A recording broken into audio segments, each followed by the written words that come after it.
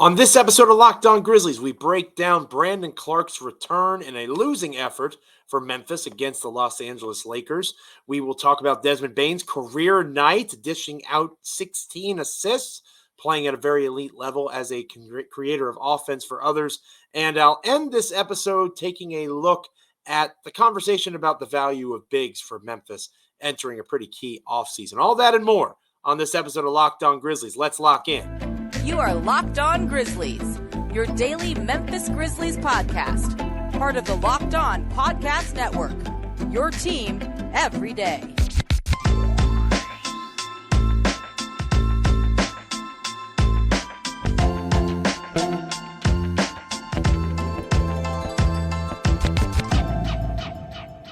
Welcome, ladies and gentlemen, to a Thursday edition of Locked On Grizzlies. I am your host for this episode, Joe Mullinax, flying solo. No to Michael Cole as he does his beat writer duties for the Commercial Appeal there in Memphis, Tennessee, covering the Memphis Grizzlies for that publication. Memphis had a pretty big game against the Lakers on Wednesday night, return of Brandon Clarke and all those sorts of storylines. So my partner is busy with that. I've got you covered here on this installment of Locked On Grizzlies. Thank you so much for checking out the show. Today's episode is brought to you by FanDuel. Make every moment more. Right now, new customers get $200 in bonus bets with any winning $5 bet. That's $200 if your bet wins. Visit FanDuel.com/LockedOn to get started. We are free and available here at Locked On Grizzlies as proud members of the Locked On Podcast Network, your team each and every day. Check us out on YouTube, Apple, Spotify, Amazon, literally anywhere you get podcasts. Like, comment, rate, review, subscribe. Make us a part of your NBA and Memphis Grizzlies content consumption each and every time an episode drops as March draws to a close for us here at Locked On Grizzlies. I've watched a lot of Grizzlies basketball, right? I've been doing this for a long time now. First article byline was 2013 over at Grizzly Bear Blues. So I've been doing this for over a decade, following this team in some way, shape, or form, blog boy, podcast, or media member, whatever you want to call me, all right?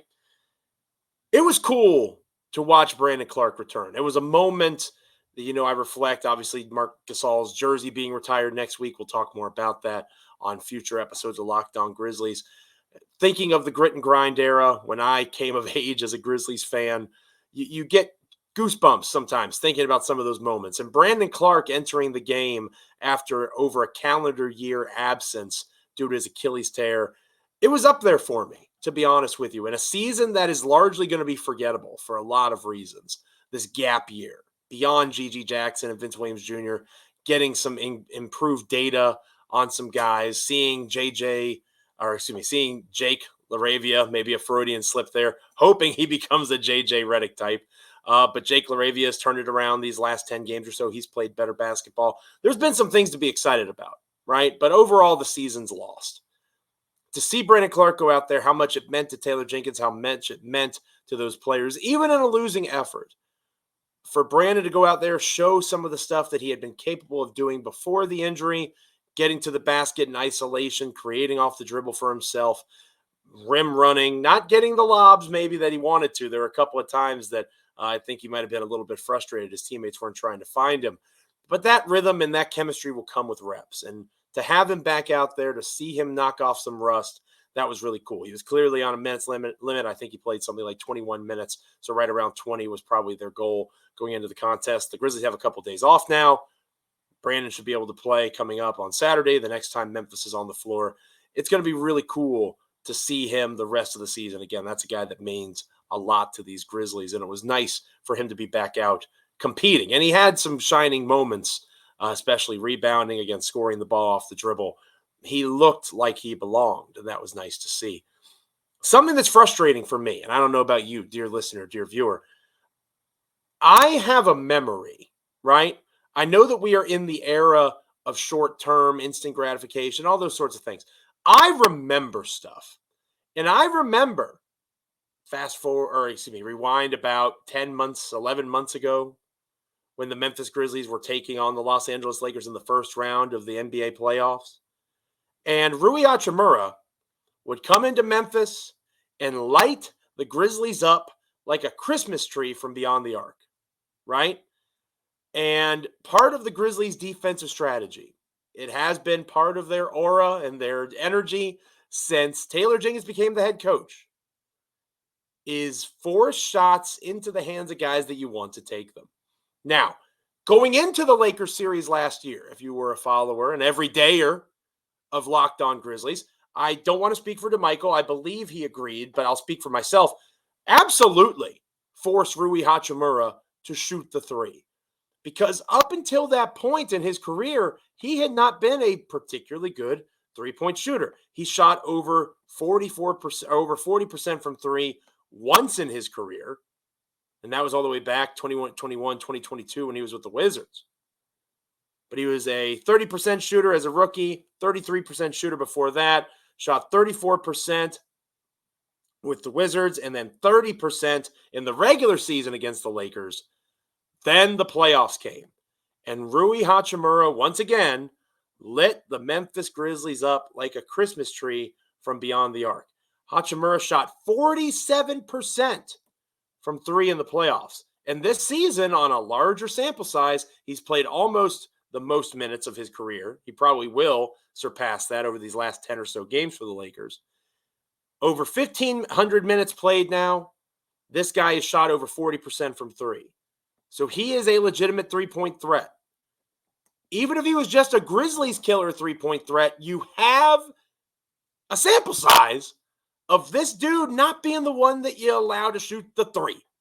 And yet, Rui Hachimura once again cooks the Memphis Grizzlies from beyond the arc. And this leads to the need for evaluation. And DeMichael and I will do this into April as the regular season ends.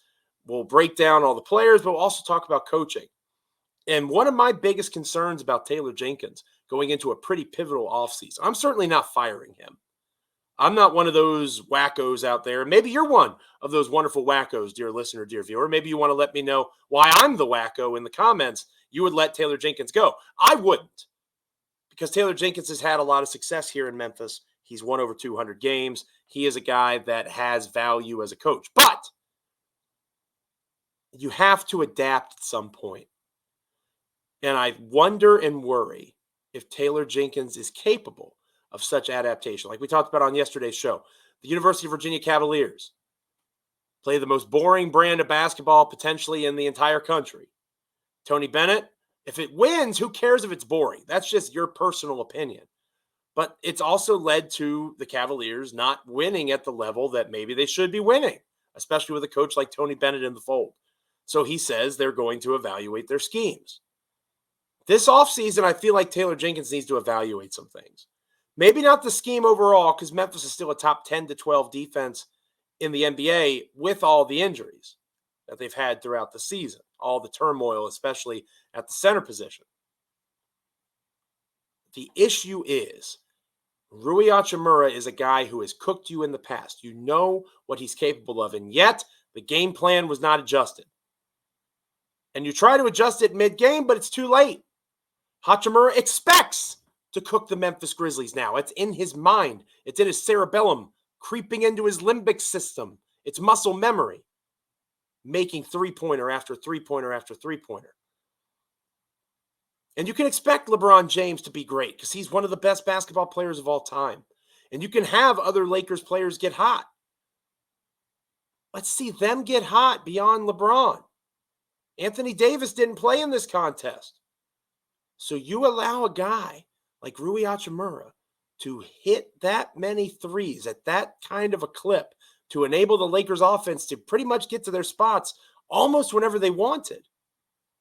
It's because the way that you were trying to execute a game plan was antiquated and the execution was faulty even within that antiquated mindset of Rui Hachimura being the guy that you want to take that shot. So Taylor Jenkins talked about in his post-game press conference notes, his comments, maybe we should have made that adjustment sooner. He must love playing in Memphis. Do you think? Nobody is saying that Memphis should have beaten the Lakers. At least I'm not saying that. They still don't have the manpower, even with Clarke back, even with Bane and Jaren out there. No Marcus Smart, no Luke Kennard, no John Morant. All those absences mattered. The depth wasn't there. But at the same time, you need to see your coach adapt. Is he going to be able to do that when the team is in a position to actually compete again? I think at this point, and I'm a Taylor Jenkins supporter, it's a worthwhile question to ask. But again, it was nice to see Brandon Clarke out there. I wish there was more adjustments. I wish it was a quicker adjustment. He mentioned trying to slow him down, but by that point, it was too late. And the Lakers took full advantage of the Grizzlies defensively. The Grizzlies offense looked great. And a major reason for that was Desmond Bane, who had a career night in terms of 16 assists. We'll talk about Bane, the creator, how that bodes well for the future, and how G.G. Jackson could learn from Desmond Bane. We'll talk about that next here on Locked On Grizzlies. But first, this episode of Locked On Grizzlies is brought to you by Nissan. Are you the kind of driver that likes to push things a little further? Ever wonder what adventures could be around the next corner? Our friends at Nissan have a lineup of SUVs with the capabilities to take your adventure to the next level. The 2024 Nissan Rogue is the perfect car for city drives and great escapes. You have a class executive Google built in, Google Assistant, Google Maps, Google Play Store, all in a 12.3-inch HD touchscreen infotainment system. The Rogue is the perfect midsize crossover for your next adventure. Maybe you have a bigger family. You want a full-size SUV. The Nissan Armada 2024 will change your expectations. A rugged 4x4 that can seat up to 8 in first-class luxury and style. You can tow bigger and explore further in a 2024 Armada. Take the Nissan Rogue, the Nissan Pathfinder, or the Nissan Armada and go find your next big adventure. Shop nissanusa.com. This episode of Locked On Grizzlies is also brought to you by Amazon Fire TV. It's your destination for sports, from live games to highlights, in-depth analysis. Fire TV offers amazing viewing experiences with smart TVs, as well as the Fire TV stick that you can plug into your existing TV that provides access to millions of movies and television episodes, as well as free and live TV. Whether it's opening weekend for baseball, college basketball tournament, you're going to want to have Fire TV. And all of these wonderful sports brands include us here at Locked On in terms of access through Fire TV. Most of the big pro leagues and college conferences are there as well. Fire TV channels let you dive into all of the game analysis, highlights, and more to keep up to date on things like March Madness, the NBA, Major League Baseball, and so much more. Great news, entertainment, gaming, travel, and cooking videos as well. Check out Fire TV channels on Fire TV and Alexa devices. If you haven't checked out Fire TV channels, you most certainly should. Trust me on this. To learn more, visit www.amazon.com/LockedOnFireTV. Give it a look. Trust me. Desmond Bane had a really impressive outing on Wednesday night. And it wasn't necessarily because of his shooting and his scoring. We know what he's capable of, scoring at all three levels, downhill Des, getting to the bucket, finding his spot in the mid-range, and of course, one of the better three-point shooters in his first several years in the league of anybody that's ever done it. Those are all wonderful accolades. But the thing that Desmond Bane showed on Wednesday night that has me the most excited for what could potentially come in next season's hopeful contender return is his creation for others. A career best 16 assists in this game. And it wasn't all just dribble penetration and kick out. Trust me, there was a lot of that, right? That's still a pretty major baseline position for the Memphis Grizzlies offensively in terms of scheme. But a lot of it was also making the right pass across court, a skip pass if the Lakers had a certain kind of rotation defensively. His reads are improving. And just like a quarterback would read an opposing defense in terms of zone coverage, man coverage, whatever the case might be, a ball handler, whether it's in a pick and roll set or whether it's a part of another type of set play coming off of a screen, they have similar vision, right? They have similar needs in terms of being able to understand what they're looking at and being able to execute within that vision. And Desmond Bane had one of his best games ever doing that. Now, not having Anthony Davis on the floor certainly helps, right? We need to point that out. Anthony Davis having an all-defensive caliber season. If he had been out there, maybe it wouldn't have come as easily for Memphis. But you can play the same. If John Morant had been out there, maybe the Lakers don't have things coming as easily to them, right? So the injury thing goes both ways.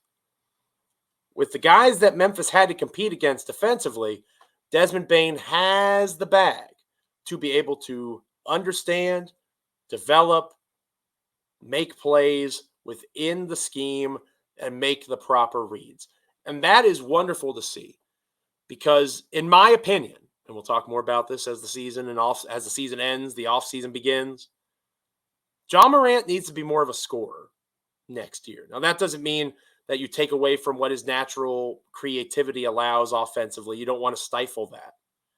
But I want to see him off ball more, slashing to the basket. I want to see him making cuts. I want to see that type of movement, not just exclusive or almost exclusive pick and roll actions for him. While that is his strength, I am a fan of variety. Variety is the spice of life. You know that, dear listener, dear viewer.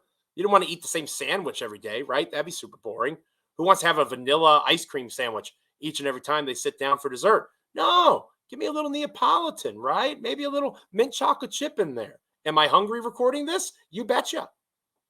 But you understand my point. You want someone and something in terms of offensive players and scheme that is going to be able to differentiate what they do on a set-by-set and possession-by-possession basis. You might have what you're best at, and that's your bread and butter and what you stick with more often than not, but you want to be able to have the capacity to diversify. Because if you can't, you become predictable. And we'll talk about that predictability in our last segment when it comes to arguments against drafting a big in the upcoming NBA draft. That predictability is a noted negative. I'm not trying to pretend like it's a good thing. But if you have a creative ball handler or a plethora of them, which again we'll talk more about, it negates it some. And Desmond Bane, in that primary role in this particular contest, really showed a heightened understanding of what the Lakers were trying to do to Memphis defensively and how to work around it. And that is promising because it will enable Ja Morant to lose some of that responsibility for himself. He can pick it up and find it whenever he wants. But the capacity of Bane to be that level of a facilitator of offense will do a world of wonders for a Grizzlies half-court offense in particular that continues to need to develop and grow. And watching Desmond Bane develop his game in this way, because while I was optimistic that Bane could be a secondary facilitator coming out of TCU in the 2020 draft, I didn't think he could do this. I didn't think he would do 16 assists in a game against the Lakers. He's doing things that even I didn't foresee for him. And I'm a pretty big Desmond Bane fan if you've been following my work. Somebody that should be watching closely is G.G. Jackson. Every Memphis Grizzlies starter had at least one assist on Wednesday night, except for G.G. Jackson. 0 assists for a perimeter player starting at the 3. Santi Aldama was at the 4. Jaren was your 5. 0 assists for G.G. Jackson. And again, there's going to be people in the comments. Why are you so hard on G.G.? We're trying to develop data. And if Gigi's going to be the starter next to Ja Morant, Desmond Bane, Jaren Jackson Jr., and whoever plays the other big position, if that is a real possibility, Gigi is not always going to have shots because Gigi shouldn't always have shots if he's the starter. It's one of the main reasons I am probably, spoiler alert, going to argue for him staying in that reserve role once the team is healthy. Doesn't mean he doesn't play. A 20-minute-a-night bucket getter off the bench, Memphis has needed that for a long time. But Gigi has to continue to show growth in the other areas of the game where he can help contribute to winning. If all he is a bucket getter and a rebounder, in fairness, and a strong defender, you've got a 3-and-D wing, that's positive. But what does he do if he doesn't have the ball in his hands? What does he do if he's not able to shoot and score because Ja Morant's shooting and scoring or Desmond Bane is shooting and scoring? One of the most improved isolation scorers in the NBA this season, Jaren Jackson Jr. Don't you want those guys to take those shots? So either Gigi needs to become better at facilitation or Gigi remains in that reserve role and he's not playing with all those guys at the same time and he can be more of that scorer that he's proven to be. Again, I like Gigi Jackson. I think he's in the rotation of a championship contending team going into his year 20 life expectancy. That's impressive. You can't say that about many 20-year-olds. And he's not even 20 yet. Can't say that about many 19-year-olds at this stage of their development that you look at his game and say, yeah, I think he can help a contender. But in what role does he help? He needs to watch Desmond Bane. He probably needs to play Summer League and be in the same role that Dez was in several years ago, that Zaire Williams has been in. Let Gigi play the point. Experience that responsibility of having to create that offense. And see where it takes him. because if it takes him to the same place that it's taken Desmond Bane, it's going to help the Memphis Grizzlies tremendously.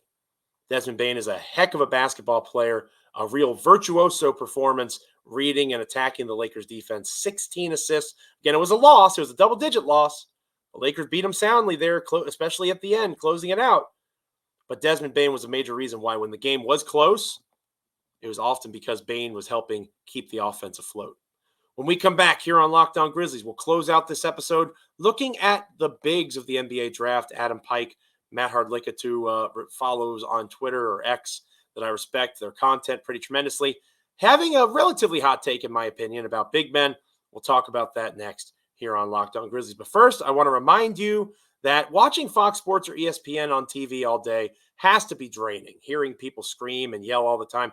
Make the switch to Locked On Sports today. What are you doing? It's a free 24/7 sports streaming channel programmed for you every day to bring the best and biggest stories without all the yelling.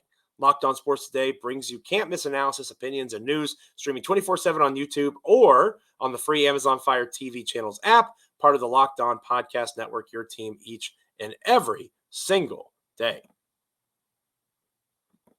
This episode of Locked On Grizzlies is brought to you by BetterHelp. Sometimes we all need the chance to get something off our chest. We get really frustrated about something, whether it's at work, in a relationship, something going on at home with a loved one. Big or small, certain things can really get to you. It's important to let that out, especially to someone who's unbiased on your life. Obviously, being frustrated about a basketball season is not something that seems grand in the overall viewpoint, the macro view of your life. But when you're passionate enough about a sport or a team, even that could be a reason to want to talk to someone. And therapy can be different for everybody. Most of us have much bigger problems than our favorite sports team, and it's important to get things off your chest every once in a while, regardless of the size. If you're thinking of starting therapy, give BetterHelp a try. It's entirely online, designed to be flexible and suited to your schedule. Visit BetterHelp.com/LockedOnNBA to get 10% off your first month. That's BetterHelp, HELP.com/LockedOnNBA. We come back here on Locked On Grizzlies, closing out this episode with a word on bigs. Stick with us. Welcome back to Locked On Grizzlies. I am Joe Mullinax, once again flying solo on this episode. No to Michael Cole. He will be back with us the next time Locked On Grizzlies is with you as we close out March, head into April, the last couple weeks of the regular season. Plenty of things to discuss. Grizzlies basketball over the weekend. Take a closer look at the lottery coming out of the weekend of the NCAA tournament. How guys are doing. And one of the guys that I have been watching closely, and if you are an everydayer of Locked On Grizzlies, you know this is the case. You know it to be true. Donovan Clingan, who at 7'2", moves relatively well, had a really impressive defensive performance against Northwestern in the second round of the NCAA tournament. UConn is in the Sweet 16 once again, looking primed to make a championship run in large part because of the growth and development over the season of Donovan Clingan. Some folks, including ESPN, perhaps see Clingan as a top 5 pick in the upcoming draft. Not everybody in Grizzlies fandom agrees with the need for a big, my fee-fi fo-fum agenda. Again, Adam Pike, who does a great job at Grizzlies Film, I believe it is on X. Matt Hardlicka at The Real Hardlicka, another great writer that I have tremendous respect for. Known him for years, worked with him at Grizzly Bear Blues back in the day. They both are hesitant to make a selection of a big because of the limitations that can provide if they are not a scorer from range, if they're not a creator off the dribble, if they're not somebody that has the capacity to be elite in numerous areas, or at least elite in one area.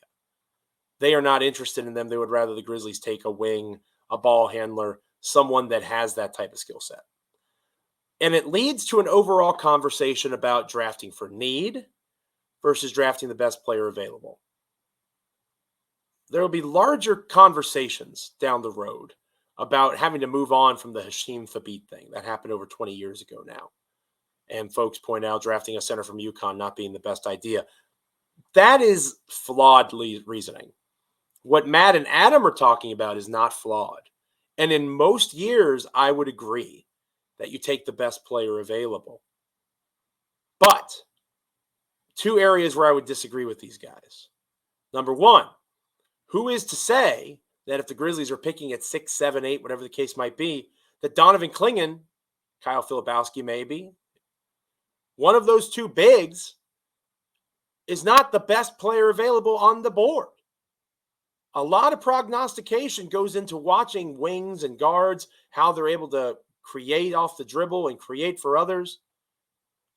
A lot of faith is being placed in a Kentucky backcourt, and I was joking about this with Michael the other day, in a Kentucky Wildcat backcourt at the NBA level that was unable to slow down and score against the Oakland Grizzlies. And that's just one game, and you don't want that to cloud overall evaluations. But the reality is it's all in the eye of the beholder, how you evaluate talent.